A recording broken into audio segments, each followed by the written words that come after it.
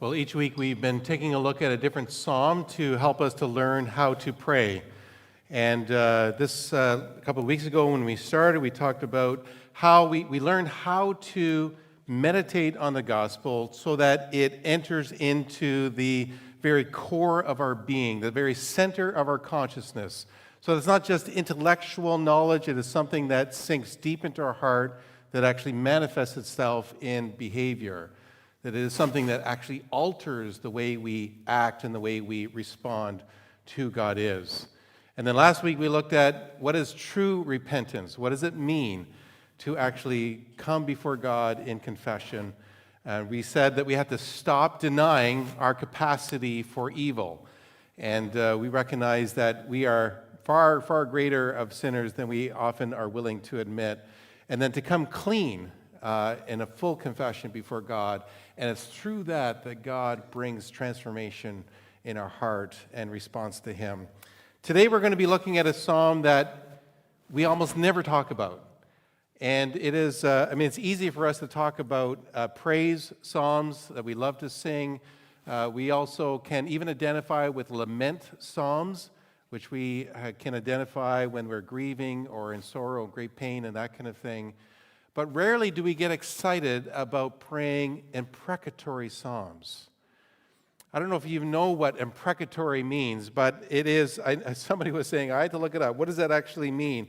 Well, imprecatory psalms are those psalms in which the psalmists are really angry, and the focus, the emphasis on the enemies and invoking God to bring judgment and curses upon their enemies. And it's really a little bit hard to take.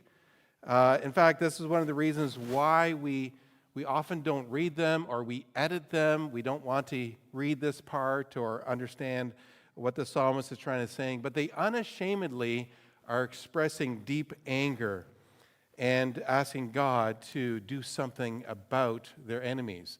And we have about 15% roughly of our psalm book is actually imprecatory psalms. By far, God is the primary subject of our psalms, but a very close second is enemies. And so we're going to be looking at that today. We're looking at Psalm 137, probably the one psalm that everybody wants to edit out and not even have it included in our Bibles. It's called the Scandal of the Psalter. So hold on to your hats as we read this psalm. It's only 9 verses. And if you want it, you can obviously read on the screen or you can follow along in the sermon notes in our church app. It actually gives you some bonus information in the sermon notes just to encourage you to go look there as well. All right, Psalm 137. Beside the rivers of Babylon, we sat and wept as we thought of Jerusalem. We put away our harps, hanging them on the branches of poplar trees. For our captors demanded a song from us. Our tormentors insisted on a joyful hymn. Sing us one of those songs of Jerusalem. But how can we sing the songs of the Lord while in a pagan land? If I forget you, O Jerusalem, let my right hand forget how to play the harp. May my tongue stick to the roof of my mouth. If I fail to remember you, if I don't make Jerusalem my greatest joy. O Lord, remember what the Edomites did on the day the armies of Babylon captured Jerusalem. Destroy it, they yelled. Level it to the ground. O Babylon, you will be destroyed. Happy is the one who pays you back for what you have done to us. Happy is the one who takes your babies and smashes them against the rocks. All right, you probably can guess which line we'd rather not have in scriptures, right? And this is what is so challenging for us as we read these psalms and try to figure out what is the psalmist trying to communicate to this. Why is it that we need this psalm in our Bibles? Because that's one of the things that we're trying to talk to us about, is that the psalms help us understand who God is and what He is doing in our life and how to become a follower of Jesus. So we need this psalm to help us to become that. So one of the ways in which the Psalms do that, in which the Bible does that, is to help us to face dark spiritual forces that have designed to derail us in our spiritual growth. And in particular, in this psalm, we see one of those dark forces as injustice, severe mistreatment and abuse. I know that probably you do too. Many people who have left the church and sometimes even left their faith because of the mistreatment that they have received or the evil that they have encountered, and they just can't figure out how a God of love and mercy could be around when there's so much evil and mistreatment and injustice in this world. And so we understand that this is a common thing that we encounter, and we're just trying to understand, how do we deal with our anger when we are faced with such difficulty? So this passage, in spite of its disturbing imagery and what it's talking about, can actually tell us something about how to handle mistreatment and injustice, how to deal with the anger that surfaces within us when we experience that, what to do with our anger. So that's what we want to talk about. Before we dig into it, though, I want to give just the context of where this psalm is coming from. We know that it's a very specific historical event, but really it's an event that could be paralleled with many events throughout history that resemble it. And that is when a larger nation, in this case Babylon, comes and overtakes a smaller nation, which is Israel, marches into the capital city and absolutely destroys it. It's looting and burning and murdering and raping and all the worst kinds of things that you can think of. And then taking the survivors and bringing them to, in this case, Babylon in exile, basically as slaves to them. And the psalmist who is writing this psalm is actually an eyewitness to this terrible, horrible event. And he's writing from Babylon, where they are.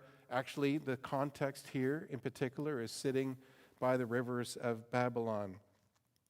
And the eyewitness is describing some of these agonizing, horrible memories of what happened when Babylon overtook Jerusalem. And he mentions two very vivid memories that are in his mind. The first one in verse 7, he talks about the Edomites. The Edomites were a neighboring country beside Israel at this time. And what the Edomites did was, when they heard that Babylon has come to destroy Jerusalem, they literally came into Jerusalem to cheer the Babylonians on. And they said, yes, go ahead and continue to destroy. Just level this city down. May there not be one stone that lays upon another. And so they were cheering the looters. They were cheering on the murderers. And they were just so excited about what was happening to Israel. And then the second memory that is mentioned is something that is so appalling, something that is so difficult for us to even talk about. It really offends our sensibilities, but the historians tell us, unfortunately, that this was actually a common practice.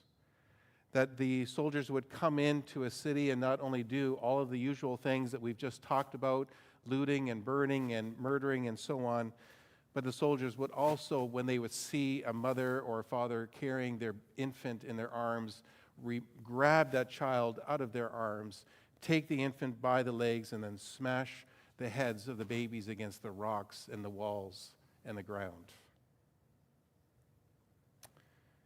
And this horrific image is preserved for us in this psalm. So how could this psalm possibly help us? Well, let's talk about what the psalmist did. How did the psalmist respond? The first thing that we see is that the psalmist owns his anger. The situation is very desperate. They've been exiled in Babylon. They're sitting by the river, and they're reflecting on all that has happened. They're weeping, they're grieving, and they're just so disturbed over all of the events and of what happened to their beloved city of Jerusalem. The musicians and singers are nowhere near interested in doing any songs. They say they put away their harps.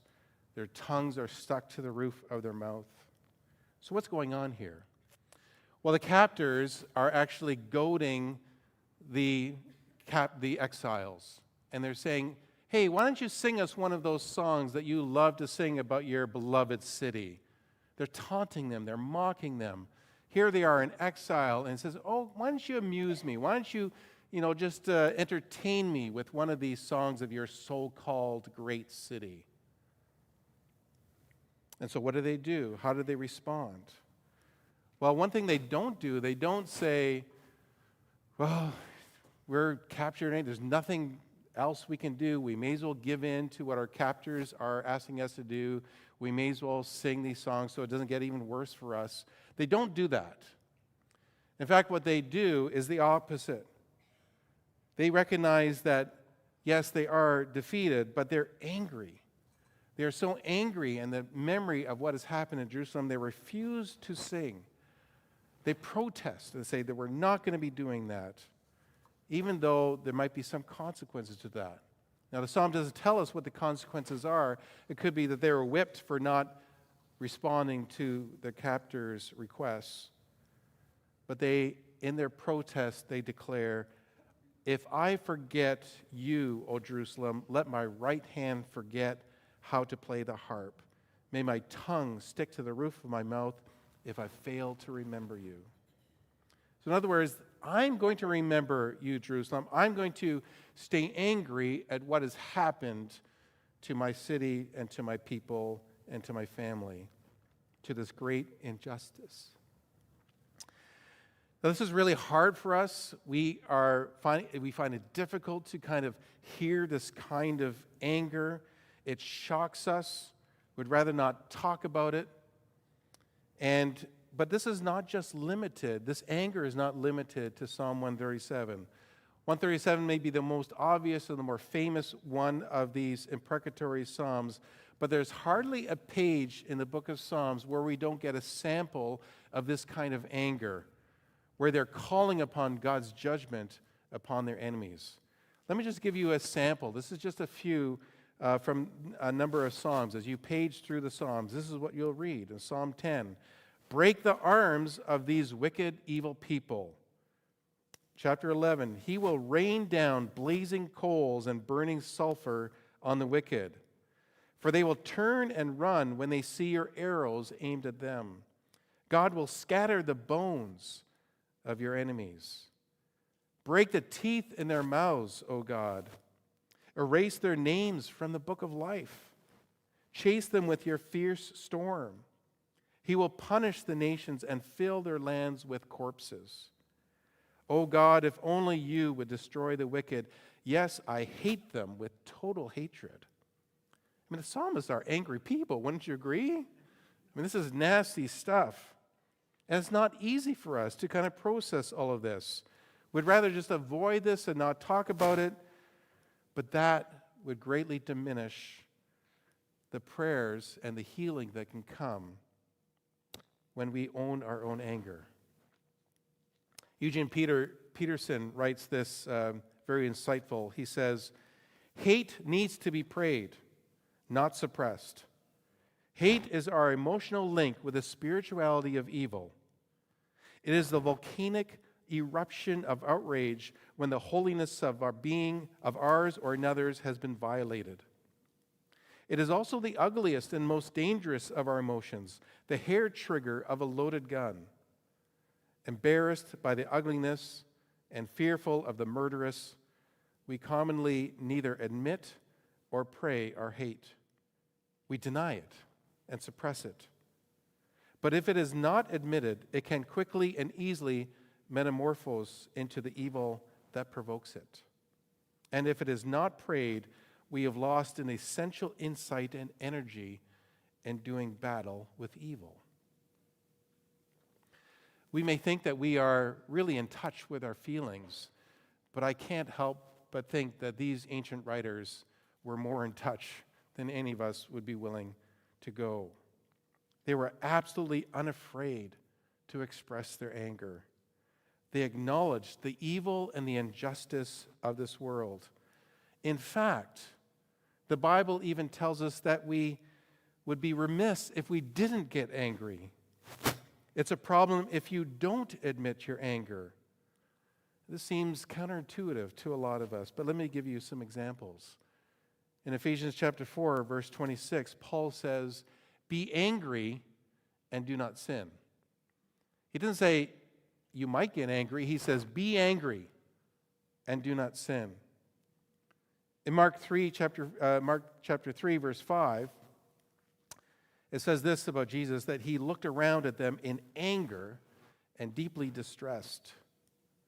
Jesus is about, in this context, Jesus is about to heal a man with a shriveled up hand. And it was on a Sabbath. And he noticed that the Pharisees were watching very carefully what Jesus was about to do, ready to pounce on him if he ever did anything that he shouldn't do on a Sabbath. And Jesus looks at their bald-faced hypocrisy and gets fiercely angry. Our translations don't always pick up on the significance of this anger. It's often euphemized, but there's a word there that talks about the fury of his anger. Hebrews 12, verse 15 says, "Watch out that no poisonous root of bitterness grows up to trouble you." In other words, it is wrong to deny your anger. It is a poison if you're not willing to admit it. It's always wrong to not admit it. You may think that you have cut down a tree, but the root is still there. It will destroy you if you do not deal with the anger that's within you. So it's not wrong to be angry. Sinless Jesus was angry. He was angry at the tomb of Lazarus. He was angry at the Pharisees, the religious hypocrisy of the religious leaders. Why? Because the Bible tells us anger is the energy expressed towards something bad, which is threatening something good. And it's good for us to be angry at something that is bad, that is threatening something that is good. If you don't, it means that you're not in touch with the reality of what is happening all around us. That God's good world is being attacked. That people's lives are being threatened. That there's conflict everywhere. That peace is elusive. That life is turning into death. And we should be angry at that. And if you don't, you're not being like God. So the psalmist owns his anger. As one commentator put it, he says, if we were to cut this text out of the Bible, which is against injustice, it would impair the Bible's value as a revelation both of what is in the human heart and of what the cross was required to achieve for our salvation. He is angry about injustice, and he owns that anger. The second thing that we see the psalmist doing, and that is that not only does he own his anger, but he prays his anger. He brings it before God. He doesn't stuff it down. He doesn't ignore it. And nor does he actually vent it in a way that, just brings out further anger. He's just like, I hate those people. I hate them. I'm going to kill them. I'm going to seek vengeance on them. We don't see that either. And so we see that he processes his anger with God. And so what this means is that his emotion drives him to God in a new way. And while he is in the presence of God, God then starts to bring a change in his emotion. And so this is what the Bible is calling us to do. The Bible doesn't want us to suppress it or to ignore it, nor does the Bible want us to just vent and get more and more worked up and angry. But we are to process it together with God and allow God's reality change us through that processing. And this is where we come to the third point. The psalmist owns it, he prays it, and thirdly, he limits his anger. Now, it's kind of hard to see how is it possible that he's limiting his anger here, but let me talk about that. First of all, what he doesn't do. He doesn't say, I swear by all things that are holy, I am going to seek vengeance against these people. I am going to do whatever I possibly can to kill these people who did this terrible thing to me. God, give me strength to carry out this vengeful act against what the Edomites did. The psalmist didn't do that. In fact, he says, "O Lord, remember the Edomites." Remember what the Edomites did. What's really interesting about this psalm is a lot of commentators have suggested that this whole psalm is framed as a trial. There's a swearing in. We have it's not just venting; it's actually processing thing as a trial. As we see in verse 5, "I forget you, O Jerusalem. Let my right hand forget how to play the harp." And so the commentators have said, this is like I'm swearing in. I'm raising my right hand. I'm going to be telling the truth about what has happened here. And what did happen? He brings the evidence in. And he says, first of all, I'm going to tell you the truth about the Edomites. These Edomites who came out to gloat. These Edomites who cheered on our oppressors. They cheered on saying, "Go ahead, destroy the city, level it to the ground." And then the second evidence, of course, is the smashing of the infants against the rocks. So he's bringing this evidence before God. First of all, he's swearing in, as I'm telling the truth. He gives those two pieces of evidence, and then he suggests a sentence, what the verdict should be. And what does he do? And as horrible as this sounds, there's something that happens. In verse 8, it says that happy is the one who pays you back. And so one commentator said this, upon reflection, verse 8 is an appeal to simple justice. If any fair-minded observer is asked the question, what do you perpetrators deserve? The normal answer would be just the degree of suffering they imposed on others. So this is the suggestion that the psalmist gives. To the same degree, no more, no less, it should be done to them exactly what they have done to us. It's actually an appeal to simple justice. Do you see that? So he's swearing in, he's giving the evidence, and he's suggesting a sentence that it should be done to them exactly what they did to us. And the psalmist says to God, remember, O Lord, what they have done. Remember, we talked about remember in the Bible. What does it mean? It's not just recollecting events that happened in the past. Remember, in biblical sense of remembering, is actually an appeal to action. God, remember, not just to recall in his mind, but to actually do something about it. And so the psalmist is inviting God to action, but he's also bringing this before him. He's suggesting, here is the evidence. Here is what has happened. Now do what you need to do in order to bring justice. So it's not nearly as bad as we might have first thought, because it's surprising in some ways that the psalmist doesn't take a vow of vengeance. I mean, that's what we see in TVs and movies all over the place, and we cheer on the person to get their vengeance. But it's so easy for us to say, see what they did to our children? Isn't that the most horrific thing that you can possibly imagine?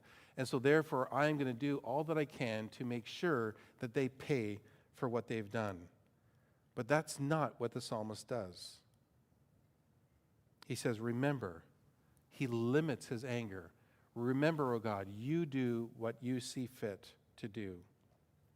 So what this means is that when you go before God with your anger, you remember that it's not your place to bring justice against your enemies. You're not the judge. You don't have the full knowledge of what exactly those people deserve. You just don't have the wisdom. You don't have the power. There's only one person in the whole universe that does. And so you lay it before God, and you let God deal with it. I'm letting go. I'm not going to let it destroy me. Miroslav Volf is a professor of systematic theology at Yale University, brilliant man, who wrote this incredible book called Exclusion and Embrace. And he grew up in Croatia, and he experienced the horrors of the Balkans wars in the 80s and the 90s. He lost friends and relatives and went through all the horrors of what war brings. And he writes this. He talks about the importance of knowing that there is a God who alone has the power to judge, and he will. There is a God who alone has the right to judge, and he will. And if we don't know that, then I'm going to pick up a sword and I'm going to go and enact judgment myself against those murderers. But if I do that, I'm going to get sucked right into the same violence, the very violence that I abhor. So, and I'm going to be completely controlled by it. It doesn't mean that I don't want to see justice and the correction of wrongs, but unless I limit my anger with the knowledge that he is ultimately the only one who is going to do vengeance, then I'm going to take matters in my own hand. I can seek justice, but I won't seek vengeance. I won't have my life distorted because I brought my anger into the presence of God who is not just an all-loving, benevolent, esoteric force, but God who will one day come to judge the living and the dead. I hope you find that helpful as I found that helpful, because the Psalms are really designed to help us to learn to pray.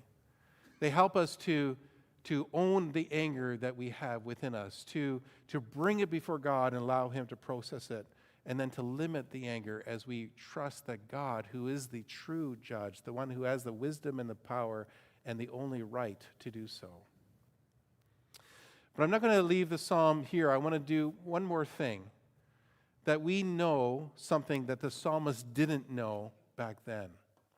And so we can't just apply exactly what the psalmist did, because there's something else that we now have that the psalmist didn't at that point. And let me tell you what that is. In Luke chapter 19, we have the story about Jesus having the triumphal entry into Jerusalem. And Luke records this event this way. It says, as Jesus approached Jerusalem and saw the city, he wept over it and said, if you, even you, had only known on this day what would bring you peace, but now it is hidden from your eyes. The days will come when your enemies will build an embankment against you and encircle you and hem you in on every side. They will dash you to the ground, you and the children within your walls. They will not leave one stone on another, because you did not recognize the time of God's coming to you. Do you see what's happening here? This is a fascinating reference. Jesus has Psalm 137 on his mind as he enters into the city of Jerusalem. And you know what he's doing? He's actually telling them something. The same memories, the same witness that the psalmist had back then.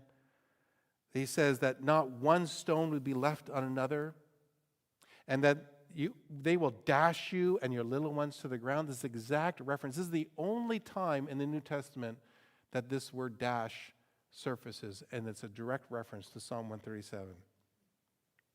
And so what is Jesus talking about? He's talking about this event, that he's predicting this event that's going to come.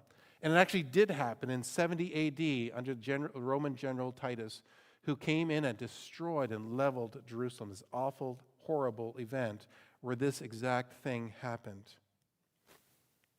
And Jesus is talking to a city that is about to kill him. He's talking to a group of people that have rejected him.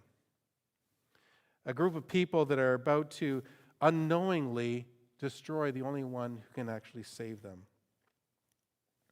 And he doesn't do it in a way where he's gloating and say, aha, what you're trying to do to me, it's going to be done to you 10 times worse. That's not at all what Jesus is doing.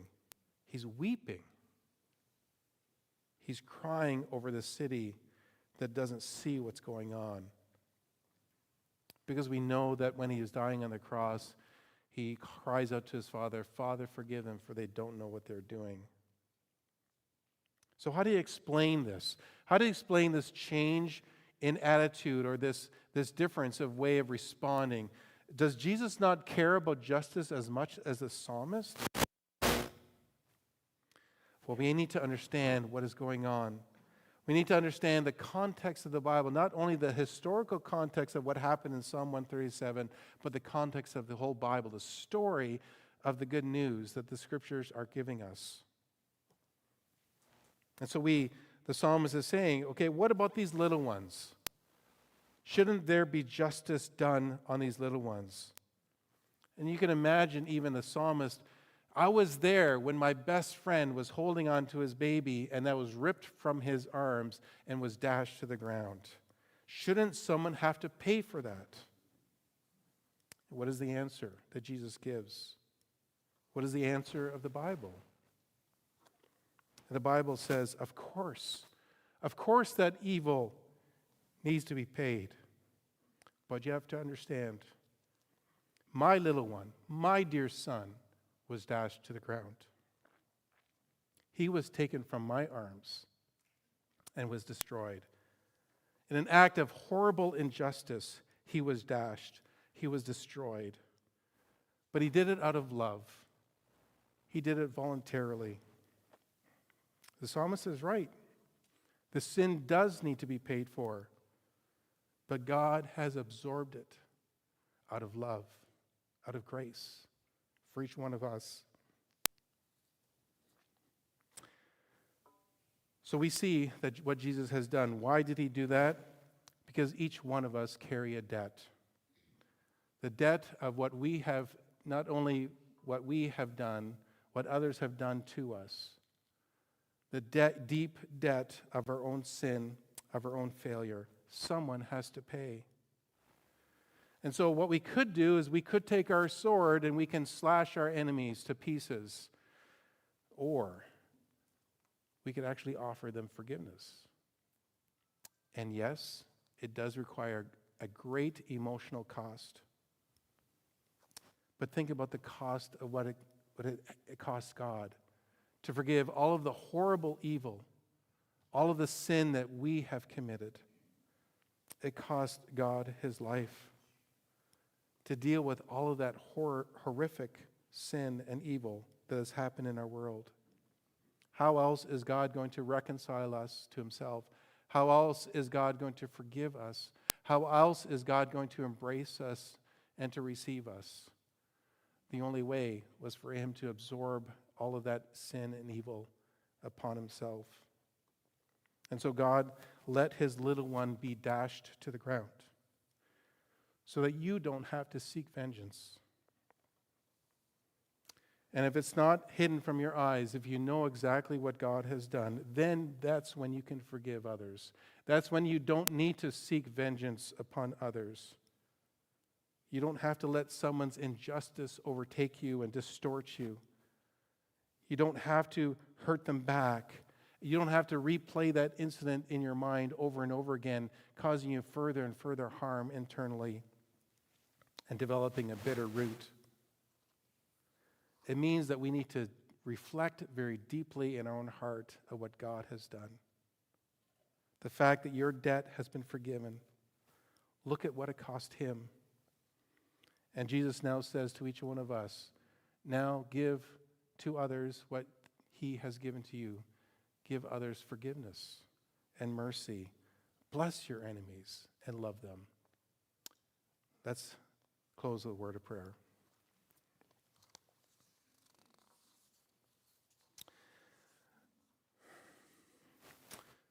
Father, this is a deep word from you today.